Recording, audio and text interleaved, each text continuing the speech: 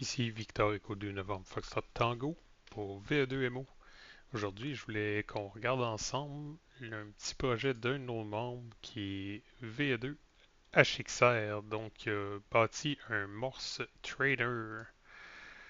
Donc on va regarder ça ensemble. Désolé pour l'éclairage, c'est pas super, mais ça va être ça.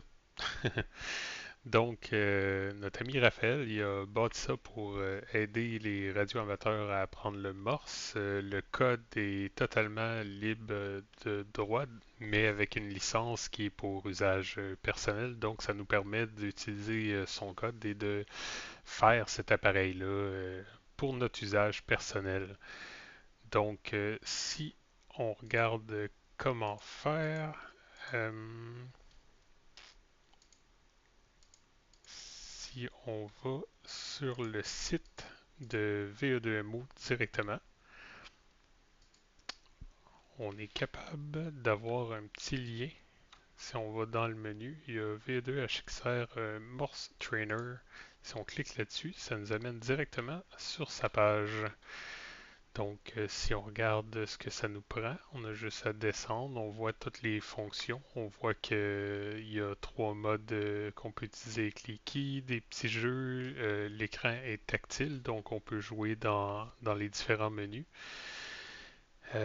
Puis ce que ça nous prend, ben, c'est un ESP S3 Touch. Donc, c'est important de choisir la version Touch pour pouvoir avoir les menus. Si on va sur Amazon, donc on recherche ESP32S3, on voit l'appareil ici, le petit écran, ça vient avec quelques câbles et les petits haut-parleurs qu'il y a là. Le bonheur, c'est que je viens de le recevoir. Donc on va déballer ça ensemble. J'ai pas testé au préalable, donc on va vraiment regarder ça ensemble. Ce que ça dit. En passant, tant qu'à aller à la poste, je remercie François qui m'a envoyé du courrier. C'est intéressant. C'est toujours plaisant de recevoir du courrier. Ça faisait longtemps que j'avais pas eu du vrai courrier. Donc, une petite boîte, tout simplement, avec l'appareil qu'il y a dedans. On va l'ouvrir à l'instant. Donc, juste peut-être montrer un peu l'emballage. Ça ressemble à ça. Beau petit format. Donc, si je l'ouvre tout de suite sur le dessus de la boîte, on a les petits câbles qui étaient montrés. On a les petits haut-parleurs qui sont là avec un petit collant. Donc, on va pouvoir les attacher au fond du boîtier qu'on va pouvoir imprimer si on connaît quelqu'un qui a une imprimante 3D ou si vous en avez une personnellement. Il y a aussi Raphaël, il a fourni tous les schémas pour pouvoir imprimer ça soi-même. Puis ça va directement avec le case. Donc, directement, on a le petit appareil dans son enveloppe. Petite enveloppe antistatique.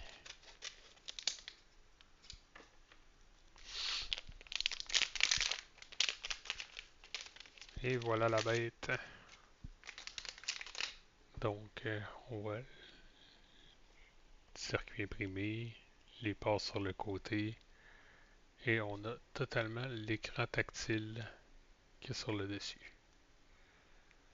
Donc, pour faire marcher ça, notre ami Raphaël, il a fait de quoi pour que tout le monde, ça soit facile. Donc, on va aller voir ça. Si on retourne sur la page, on voit ce que ça nous prend. On peut où on va avoir les branchements. Donc, on va pouvoir brancher sur les différents pins nos petits paddles pour avoir le connecteur pour notre keyer en CW. Des néopixels parce que tout le monde aime ça, avoir des belles petites lumières comme ça qui flashent un peu partout. Euh, le mien risque d'en avoir pas mal. Donc, ça, c'est les néopixels. On peut aussi rechercher ça sur Amazon. On va les brancher sur la pin 43. Notre audio, c'est où notre port Jack 1.8 va prendre le circuit de notre keyer pour pouvoir interpréter ça.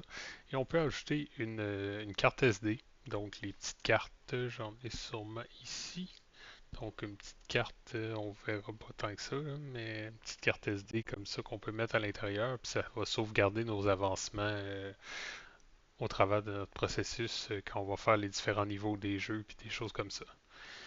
On voit l'interface à quoi ça ressemble, donc l'écran d'accueil, on voit l'ambic, on peut choisir les différents types de keys que l'on veut sélectionner, les modes d'opération, euh, configuration, donc ici on peut jouer avec le volume des haut-parleurs directement, puis toute la configuration se fait sur le tactile, donc ça c'est très intéressant. On peut aussi faire l'adressage des petites couleurs LCD que je vous avais dit. Ici, il explique un petit peu chaque menu, donc c'est très très bien fait. Euh, dans une future version, il pourrait peut-être y avoir du Wi-Fi, donc on va regarder ça aussi. Il met aussi le projet à jour, donc ça va être intéressant. Les jeux pratiques, donc vous pourrez aller lire ça, les différents jeux, définitivement. Moi, quand ça va être fonctionnel, je vais toutes les essayer. Mode d'apprentissage, comme on disait, les différents modes de clés. Les LED, on peut mettre différents patterns. Donc Rainbow, ça va flasher arc-en-ciel. Donc ça va être sûrement ça que je vais choisir. Ça va ressembler à mon ordinateur. Donc plusieurs façons d'installer. La façon la plus facile avec le Web Flasher. Donc le Web Flasher, Euh, flasher directement votre ESP32 S3 directement à partir de votre navigateur. Pas besoin de Python, pas besoin d'Arduino, pas besoin de command line. Donc, on va essayer ça. Ils disent que ça prend, c'est Chrome Edge Opera, ce qui marche pas, Firefox Safari. Prenez un câble USB-C.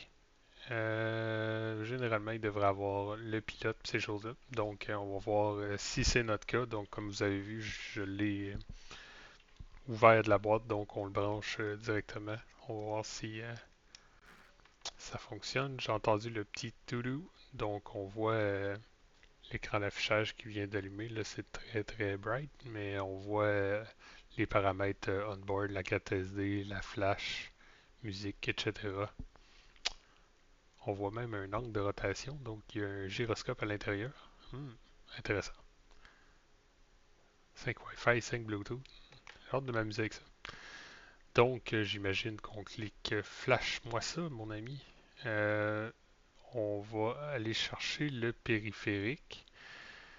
Euh, donc, il y a un nouveau périphérique qui va apparaître.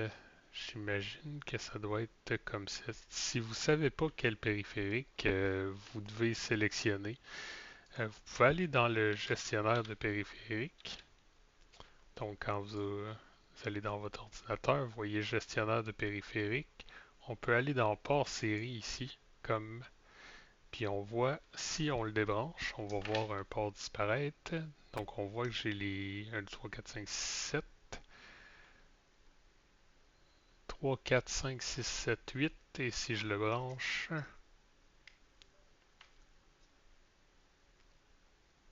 on voit le COM9 qui est apparu. Donc, c'est ça qu'on va utiliser. Try again. Donc, on va aller dans notre liste. Il devrait avoir le COM9 ici. Donc, USB JTAG Serial Debug Unit COM9. On va faire celui-là. Connexion. Donc là, il va se connecter en série sur le petit board. On voit, il nous affiche log console, installe Morse Trainer. Donc, on clique là-dessus. Il y a un petit avertissement que ça va vraiment tout effacer ce qu'il y a dessus. Je suis d'accord. Suivant. Voulez-vous vraiment installer Morse Trainer 2.0? Certainement, mon cher. Installing. Erasing, parce que j'y ai demandé d'effacer la configuration. Donc là, ce qui se passe, c'est qu'il il télécharge finalement tout le code pour aller l'installer de façon série avec le browser. Donc, c'est très, très, très facile. C'est pas tout le monde qui fait ça, des web flashers. Donc, un gros merci à Raphaël de faire ça vraiment facile pour tout le monde. Donc, good job. En plus, le site est très beau. Donc, on voit toutes les étapes ici par en dessous. On va attendre un petit peu le temps que ça s'installe.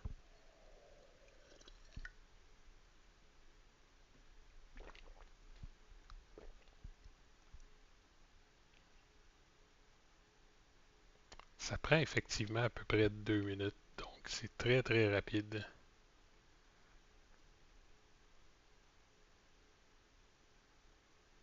Pendant ce temps-là, je vous conseillerais, quand ça fait ce genre d'opération, de ne pas cliquer sur un paquet d'autres choses puis de laisser l'installation se faire. Vous pouvez attendre un petit 2 minutes.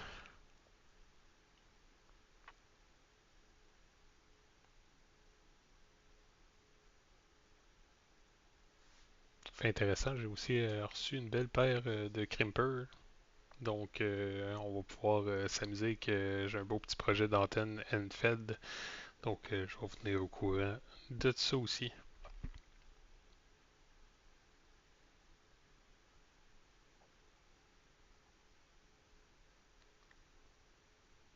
Tout le temps la dernière seconde qu'on attend le plus.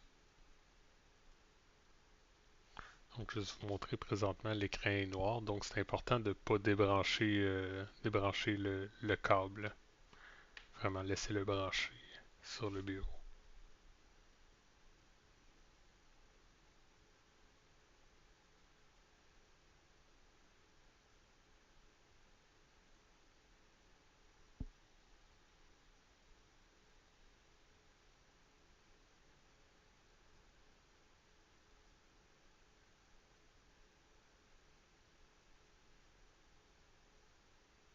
Il y a peut-être une petite vérification aussi à la fin que le code s'est bien installé.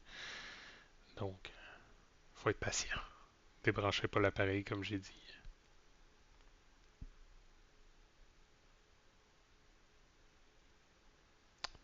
C'est en train de wrap up. On voit que le Morse Code Trainer s'est affiché. Et j'ai présentement le code et l'interface directement. Donc, c'est fonctionnel, pas plus compliqué que ça. Il va rester à mettre le boîtier 3D, installer les composantes, mais on a vraiment quelque chose de fonctionnel, puis on voit que l'écran tactile fonctionne merveilleux. Donc, c'est pas plus compliqué que ça. Je peux vous montrer un petit peu en plus gros, là. Pas plus compliqué que ça. C'est installé. Il reste plus juste à assembler. Gros merci à Raphaël. Excellent projet. Aider tout le monde à essayer d'apprendre. Donc, VA2H6R, good job. On va continuer d'essayer ça, puis je vais vous tenir updaté quand on va le faire. Merci tout le monde. Donc, on se dit à la prochaine.